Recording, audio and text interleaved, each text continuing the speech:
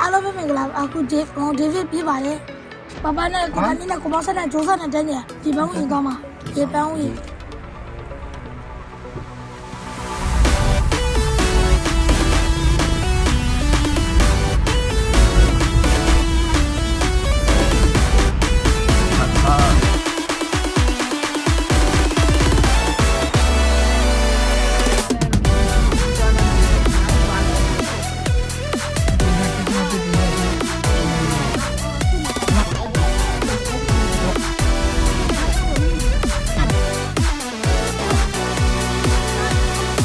ဘယ်ရောက်နေရလဲဒီပန်းဝင်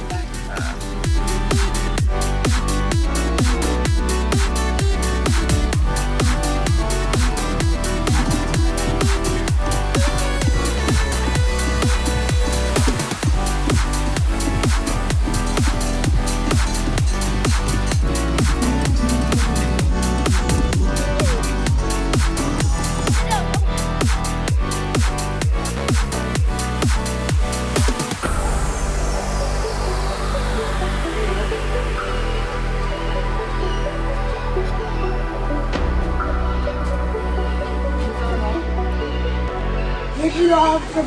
ဒီပြမယ်ဒီပန်းဝင်ဖြစ်ပါတယ်ရောက်တဲ့ချိန်မှာကျွန်တော်တို့